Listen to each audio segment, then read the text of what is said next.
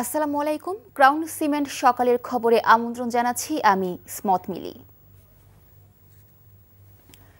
বেতনের 20% বাড়ি ভাড়া ও 1500 টাকা চিকিৎসা ভাতা সহ 3 দফা দাবিতে আমরণ অনশন কর্মসূচি চলছে এমপিওভুক্ত স্কুলের আন্দোলনরত শিক্ষক কর্মচারীদের। গতকাল দুপুর 2টা থেকে কেন্দ্রীয় শহীদ মিনারে এ কর্মসূচি শুরু করে তারা। এছাড়া সারা দেশের সব শিক্ষা প্রতিষ্ঠানে ক্লাস, পরীক্ষা ও প্রশাসনিক কার্যক্রমে লাগাতার কর্মবিরতি চলছে বলেও জানান শিক্ষক নেতারা। অনশনের পাশাপাশি শনিবার দুপুরে কালো পতাকা মিছিল করবে বলে জানায় আন্দোলনকারীরা।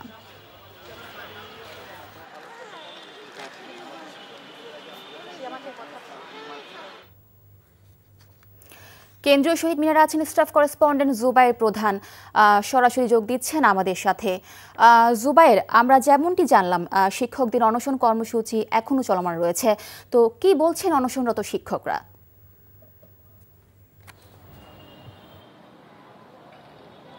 মিলি, সপ্তম দিনের মতো কিন্তু শিক্ষকদের যে অবস্থান কর্মসূচি সেটি কিন্তু চলমান রয়েছে। কেন্দ্রীয় শহীদ মিনারে গতকাল থেকে তারা অনশন কর্মসূচি পালন করছেন। তারা বলছেন যে দাবি না মানা পর্যন্ত তাদের এই আমরণ অনশন কর্মসূচি সেটি তারা চালিয়ে যাবেন। 3 দফা দাবিতে তারা বলছেন যে মূল বেতনের যে 20% বাড়ি ভাড়া সেটি করতে হবে। একই সাথে তারা বলছেন তাদের যে চিকিৎসা ভাতা যেটি তারা পাচ্ছেন 500 টাকা সেটি বাড়িয়ে 1500 টাকার দাবি তারা করেছেন। একই সাথে কর্মচারী যারা রয়েছেন তাদেরকে উৎসব ভাতা যেটি সেটি 75% করার দাবিও কিন্তু তারা জানিয়েছেন। এখানে তারা আমরণ অনশন কর্মসূচি পালন করছেন। এখানে প্রচণ্ড রোদ, আমরা দাঁড়িয়ে আছি এবং শিক্ষকরা কিন্তু এখানে অনেকেই অসুস্থ হচ্ছেন, চিকিৎসা নিচ্ছেন, মেডিকেল টিম তারা আসছেন। সব কিছু মিলিয়ে তারা এখানে অবস্থান নেবেন এবং দাবি না আদায় পর্যন্ত কিন্তু তারা এখানে থাকবেন। জানিয়ে রাখি যে 12ই অক্টোবর তারা প্রেস ক্লাবের সামনে অবস্থান নিয়েছিলেন এবং সেখানে কিন্তু পুলিশ তাদের উপর লাঠিচার্জ, সাউন্ড গ্রেনেড নিক্ষেপ করে ছত্রভঙ্গ করে দেওয়া হয় এবং তার পরবর্তী সময়ে কিন্তু তারা শহীদ মিনারে এসে অবস্থান নেয় এবং 14 অক্টোবর আমরা দেখেছি যে সেখানে তারা সচিবালয় অভিমুখে যাত্রা করলে সেখানেও কিন্তু পুলিশ বাধা দেয় এবং 15 তারিখ তারা শাহবাগ মোড় অবরোধ করে রাখেন এবং তার পরবর্তী সময়ে সচিবালয় শিক্ষা উপদেষ্টার সাথে শিক্ষক কর্মচারী বৃন্দের যারা প্রতিনিধি রয়েছেন তারা কিন্তু আলোচনা করেন। অন্তর্বর্তী সরকারের পক্ষ থেকে শিক্ষা উপদেষ্টা যে বাড়ি ভাড়ার যে 5% বৃদ্ধির দাবি করলে সেটি কিন্তু তারা সেই প্রস্তাবকে কিন্তু তারা প্রত্যাখ্যান করে আবারও তারা তাৎক্ষণিকভাবে যমুনা অভিমুখে লং মার্চ দেওয়ার ঘোষণা থাকলেও সেটি না করে তারা কিন্তু অবস্থান কর্মসূচি এবং আমরণ অনশন কর্মসূচি পালনের কথা তারা জানিয়েছেন। একই সাথে সকল এমপিওভুক্ত যে শিক্ষা প্রতিষ্ঠানগুলো রয়েছে সেখানে তারা কর্মবিরতি সেটি তারা পালন করবেন।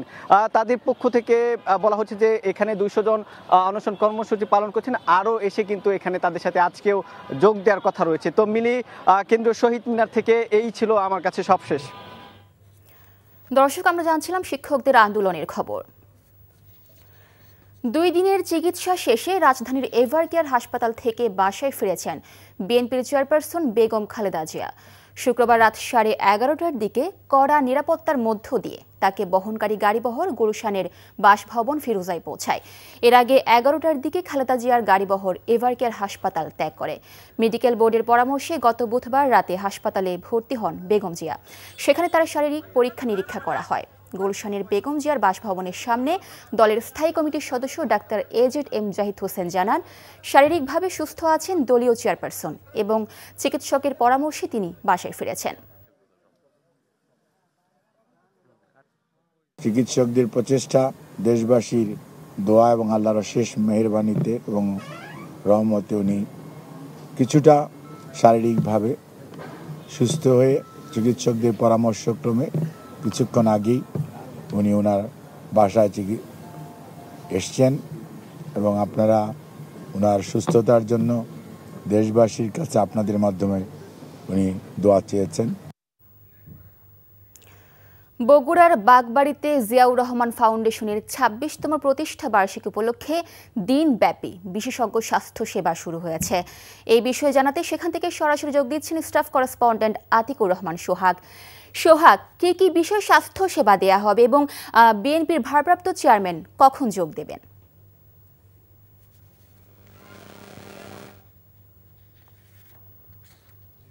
মিলি, আপনি এই মুহূর্তে আমরা অবস্থান করছি বগুড়া গাবতলী উপজেলার এই বাগবাড়িতে, যেখানে জিয়াউর রহমানের জন্মস্থান। তো এখানে এই যে আমার পাশে রয়েছে জিয়াউর রহমান গ্রাম্য হাসপাতাল। এই হাসপাতালের মাঠে কিন্তু আজকে এই চিকিৎসা স্পেশাল ফ্রি মেডিকেল ক্যাম্পের আয়োজন করা হয়েছে। তো এখানকার যে জিয়াউর রহমান যে ফাউন্ডেশন রয়েছে, এই ফাউন্ডেশনের সহসভাপতি প্রখ্যাত কার্ডিওলজিস্ট এবং হৃদরোগ বিশেষজ্ঞ ডক্টর জুবাইদুর রহমানের সার্বিক সহযোগিতা এবং তত্ত্বাবধানে কিন্তু আজকে এই ফ্রি মেডিকেল ক্যাম্প অনুষ্ঠিত হচ্ছে। তো এখানে আমরা এসে যে দেখেছি আসলে সব রকম প্রস্তুতি সম্পন্ন হয়েছে। এখানে আমরা দেখেছি যে রুগীরাও কিন্তু এসেছে এবং ডাক্তাররাও এসেছে। আর কিছুক্ষণের মধ্যে কিন্তু এখানে এই ফ্রি মেডিকেল ক্যাম্পের উদ্বোধন করা হবে বলে জানিয়েছেন এখানকার আয়োজকেরা। তো এখানকার চিকিৎসার যে ব্যবস্থা আপনার কথা বললেন, যে এখানে সব রকম রোগীরই আসলে চিকিৎসার ব্যবস্থা নেওয়া হয়েছে, বিশেষ করে শিশু থেকে শুরু করে বৃদ্ধ, নারী এবং বিভিন্ন ধরনের যে রোগের সেইগুলো ভাগ করা হয়েছে এবং সেই অনুযায়ী কিন্তু রোগী দেখা হবে এবং তাদেরকে ফ্রি ওষুধও দেওয়া হবে বলে তারা জানিয়েছে। তো এর পাশাপাশি আজকে কিন্তু যে মূল যে আকর্ষণ, এখানকে বিএনপি যে ভারপ্রাপ্ত চেয়ারম্যান জনাব তারেক রহমান এবং ডক্টর জুবাইদুর রহমান আজকে ভার্চুয়ালি এখানে সংযুক্ত হবেন বিকাল 3টায় আমাদের জানিয়েছে। তো এই ছিল এখানকার সর্বশেষ খবর। মিলি, খেলার খবর। ক্রিকেট ছন্দে ফেরার চ্যালেঞ্জ নিয়ে আজ দুপুর 1:30টায় প্রথম ওয়ানডেতে ওয়েস্ট ইন্ডিজের মুখোমুখি হবে বাংলাদেশ। ওয়ানডেতে যে জয়ের খোঁজে দিশেহারা মিরাজের দল। পরিসংখ্যান বিপক্ষে থাকায় অধিনায়কত্বের চাপটাও বেশ ভালোভাবেই অনুভব করছেন মিরাজ, যদিও ফিল সিমন্সের আস্থা পাচ্ছেন তিনি। স্বাগতিক হওয়ায় প্রতিপক্ষ কোচও এগিয়ে রাখছেন বাংলাদেশকে। রিপোর্ট কুশলী আসিরের। প্রশ্নবোধক চিহ্ন নিয়ে শুরু হচ্ছে মেহেদী হাসান মিরাজের ওয়েস্ট ইন্ডিজ সিরিজ। এখন পর্যন্ত 10 ম্যাচে 9টিতেই হেরেছে তার নেতৃত্বাধীন বাংলাদেশ। ঢাকার ঐতিহাসিক স্থাপনা লালবাগ কেল্লায় ট্রফিসহ 2 অধিনায়কের ফটো সেশনে নির্ভর থাকলেও বড় চ্যালেঞ্জ অপেক্ষা করছে মিরাজের জন্য। যদিও কোচ ফিল সিমন্স বলছেন, মিরাজ অধিনায়ক হিসেবে ঠিকঠাক দায়িত্ব পালন করলেও জয় পেতে হলে দল হিসেবে খেলতে হবে। নিঃসন্দেহে মিরাজ ভালো অধিনায়ক। 200 রানের পরাজয় দেখে তার অধিনায়কত্ব বিবেচনা করা বোকামি। মাঠে তার অধিনায়কত্ব বেশ ভালো, তবে ম্যাচ জয়ের জন্য রানও করতে হবে। মিরপুরে কালো পিচ বেশ আলোচনায়। স্পোর্টিং উইকেট নয়, এবারও মন্থর গতির উইকেটই দেখা যাবে। সাধারণত মিরপুরে উইকেট যেমন আচরণ করে ধারণা করছি এবারও তেমনই থাকবে। সবশেষ 2018 সালে বাংলাদেশের মাটিতে জয় পেয়েছিল ক্যারিবীয়রা। তবে আফগানদের বিপক্ষে হোয়াইট ওয়াশ হয়ে ব্যাকফুটে স্বাগতিকরা। ক্যারিবীয় কোচ মিরাজদেরই এগিয়ে রাখছেন।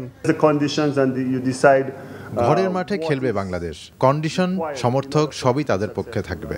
অবশ্যই তারা এগিয়ে থাকবে। আমাদের কাজ একটাই, কন্ডিশনের সঙ্গে নিজেদের মানিয়ে নেওয়া এবং নিজেদের মেরে ধরা। এখন পর্যন্ত 12টি সিরিজ খেলে সমান 6টিতে জয় পেয়েছে 2 দল। সব মিলিয়ে 20 ম্যাচের বাংলাদেশের জয় 9টিতে, আর ওয়েস্ট ইন্ডিজ জয় পেয়েছে 10 ম্যাচে। একটি ম্যাচ পরিত্যক্ত হয়। কুশলী আসির, এনটিভি নিউজ, ঢাকা। এবার নারী ফুটবলের খবর। স্বপ্ন পূরণ হলো না অর্পিতাদের। চাইনিজ তাইপের বিপক্ষে 5-0 গোলে হেরে এশিয়ান কাপের মূল পর্বে খেলা হলো না বাংলাদেশ অনূর্ধ্ব 17 দলের। জর্ডানের আকাবে স্টেডিয়ামে ম্যাচের 9 মিনিটে এগিয়ে যায় চাইনিজ তাইপে। ম্যাচের 34 মিনিটে ফ্রিকিক থেকে আবারও গোল হজম করে বসে লাল সবুজেরা। বিরতির পর বাংলাদেশ আরও 3 গোল হজম করে। এই গ্রুপ থেকে মূল পর্ব নিশ্চিত করেছে চাইনিজ তাইপে।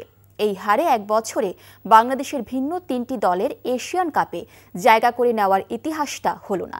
এর আগে জাতীয় দল ও অনূর্ধ্ব 20 দল এশিয়ান কাপে মূল পর্বে খেলার যোগ্যতা অর্জন করেছে। সকালের খবর এটুকুই। এই খবরের ভিডিও সহ আপডেট জানতে ভিজিট করুন এনটিভি অনলাইন www.ntvbt.com। এছাড়াও এনটিভির জনপ্রিয় সব অনুষ্ঠান ও খবরের আপডেট জানতে ভিজিট করুন আমাদের ইউটিউব ও ভেরিফাইড ফেসবুক পেজে। 12টায় মধ্যাহ্নের খবর দেখার আমন্ত্রণ রইল। ধন্যবাদ সবাইকে।